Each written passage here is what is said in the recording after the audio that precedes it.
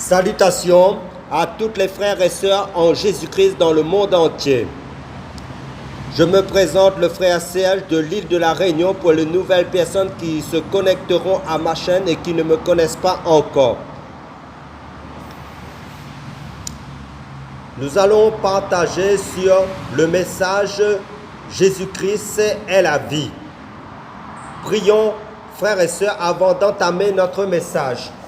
Père, conduis-nous dans ta vérité, illumine encore de mieux en mieux les yeux de nos cœurs dans ta parole de vérité, dans le nom du Seigneur Jésus-Christ. Amen. J'espère que vous allez bien, frères et sœurs du monde entier, en Christ. Prenons l'évangile, prenons plutôt le livre de 2 Corinthiens, chapitre 3, verset 6. Nous lisons qui nous dit, qui nous a aussi rendus capables d'être serviteurs de la nouvelle alliance, non de la lettre, mais de l'esprit. Car la lettre tue, mais l'esprit vivifie. Amen. Ici, ce qu'il faut comprendre, frères et sœurs, l'apôtre Paul fait une comparaison entre la lettre qui tue et l'esprit qui vivifie, qui sont deux choses opposées, contraires, différentes. Pour mieux comprendre la lettre qui tue, l'apôtre Paul fait allusion à la loi mosaïque que Dieu a donnée à Moïse dans l'ancienne alliance. Cette loi mosaïque n'a jamais amené par elle-même personne à la vie éternelle. Au contraire, à la malédiction, à la mort, que nous développerons dans notre message tout au long de ce message. Tandis que l'esprit qui vivifie, c'est-à-dire l'esprit qui donne la vie, nous parle, nous fait allusion à Jésus-Christ qui est la vie. Car en dehors de Jésus, il n'y a pas d'autre vie. D'après l'évangile de Jean chapitre 14 verset 6, Jésus dit « Je suis la vie ». Car dans 2 Corinthiens chapitre 3 verset 17, il nous est dit que Jésus c'est aussi le Seigneur l'Esprit. Là où est l'Esprit du Seigneur, là est la liberté. Car Jésus c'est l'abondance de la vie d'après l'évangile de Jean chapitre 10 verset 10. Voyons maintenant la lettre qui tue. Si vous lisez dans le livre, dans la lettre aux Philippiens, chapitre 3, verset 4 à 14, l'apôtre Paul fait allusion, une description de sa vie passée avant sa conversion en Jésus-Christ.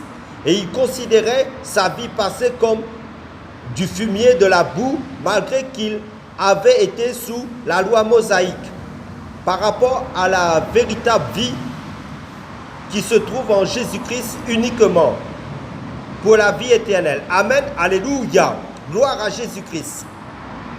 Parce que pour les lecteurs de la Bible que nous sommes, il est bien stipulé dans le livre de Galates, chapitre 3, verset 21 à 27, que la loi de Moïse était comme un pédagogue, c'est-à-dire un guide, un enseignant, pour nous conduire à Jésus-Christ, à l'esprit qui vivifie, qui donne la vie éternelle.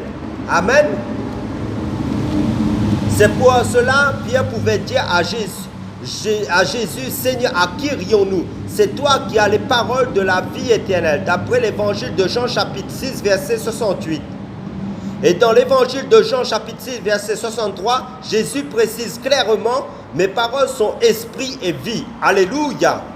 C'est pour cela aussi Jésus pouvait, dans l'évangile de Matthieu chapitre 16, verset 13, dire « Et moi, je te dis que tu es pire, et que sur ce roc, je bâtirai mon église, et les portes de l'enfer ne prévaudront pas contre elle. » Comme vous le savez, nous sommes dans un temps d'apostasie où beaucoup de fausses doctrines, c'est-à-dire beaucoup de faux enseignements, qui est la lettre qui tue aussi, sont véhiculés dans les assemblées, même sur Internet, par des faux serviteurs de Dieu. C'est pourquoi Dieu dit à travers l'apôtre Paul dans 2 Corinthiens chapitre 11 verset 13 à 15 car de tels hommes sont de faux apôtres, des ouvriers trompeurs, qui se déguisent en apôtres de Christ. Et cela n'est pas étonnant, car Satan lui-même se déguise en ange de lumière. Ce n'est donc pas un grand sujet d'étonnement si ses serviteurs aussi se déguisent en serviteurs de justice. Mais leur fin sera conforme à leurs œuvres.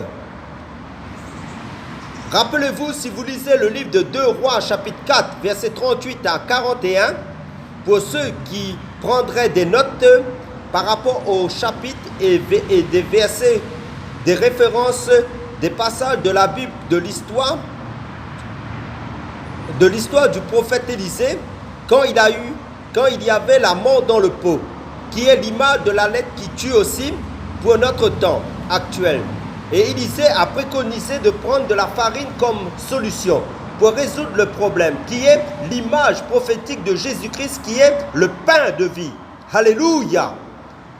D'après l'évangile de Jean chapitre 6, verset 35, et parce que avec la farine, on fait du pain. Alléluia!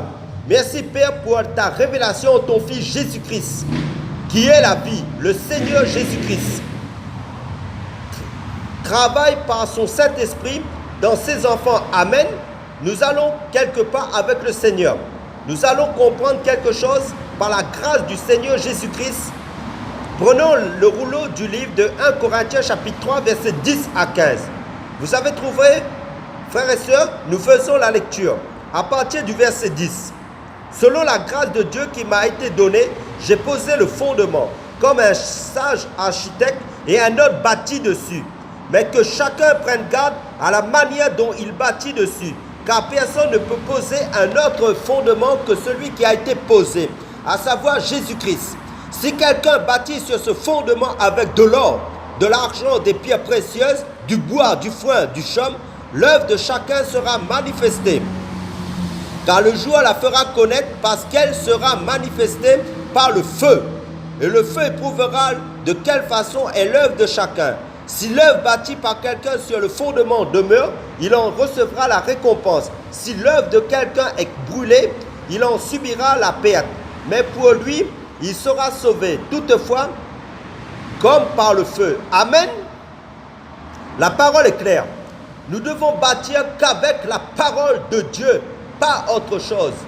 Faisons très attention de la manière dont nous apportons et recevons la parole de Dieu. Car cette parole de Dieu, c'est la vie pour mon frère, pour ma soeur. Et si cette parole est le mensonge, c'est la mort, la lettre qui tue. Amen. Donc, la prudence est de rigueur quand il s'agit de la parole de Dieu. Soyons prudents. Faisons comme les chrétiens de Béret dans les Actes des Apôtres, chapitre 17, pour toujours examiner les Écritures saintes, la Bible.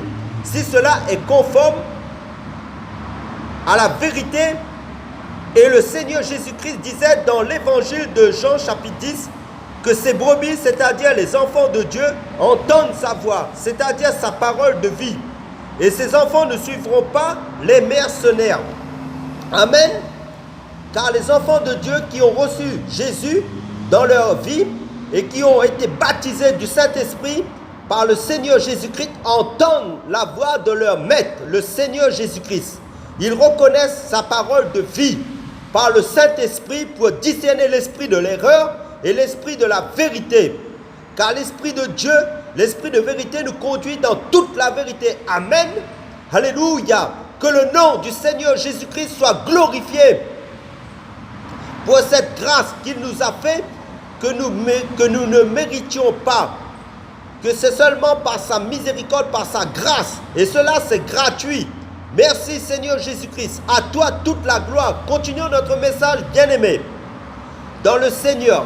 Car dans l'évangile de Luc chapitre 6 verset 45, la parole de Dieu dit, c'est de l'abondance du cœur que la bouche parle. C'est-à-dire que la parole de Dieu dit dans Galates chapitre 4 verset 6, parce que vous êtes fils, Dieu envoyé dans nos cœurs l'esprit de son Fils, lequel crie Abba Père.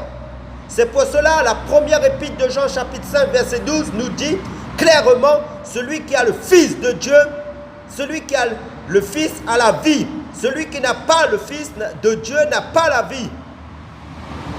Parce que dans le livre de 2 Corinthiens chapitre 2 verset 17, il nous est dit, frères et sœurs du monde entier, vous qui m'écoutez, car nous ne falsifions pas la parole de Dieu comme font plusieurs, mais nous parlons de Christ avec sincérité comme de la part de Dieu et devant Dieu. Car le plus grand message de toute la Bible de Dieu, c'est la vie éternelle pour tous les hommes et les femmes. Et cette vie, c'est le message de Jésus-Christ qui est la vie. Car la Bible est christocentrique. Toute la Bible est centrée sur Jésus-Christ, pas autre chose.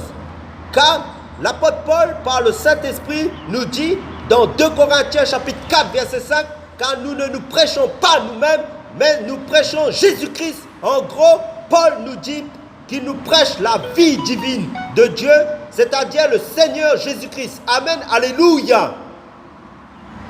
Je continue. Et nous déclarons que nous sommes vos esclaves pour l'amour de Jésus. Frères et sœurs, bien-aimés du monde entier, je vous interpelle par la grâce du Seigneur à toujours annoncer Jésus-Christ, cette vie divine au monde entier pour le salut éternel des âmes. Pour bâtir seulement Jésus-Christ dans la vie de mon frère, de ma sœur. Enseigner, exhorter ceux qui sont menés à enseigner la parole de Dieu en Jésus-Christ. Amen. Je m'arrête là. Pour conclure notre message, prions frères et sœurs.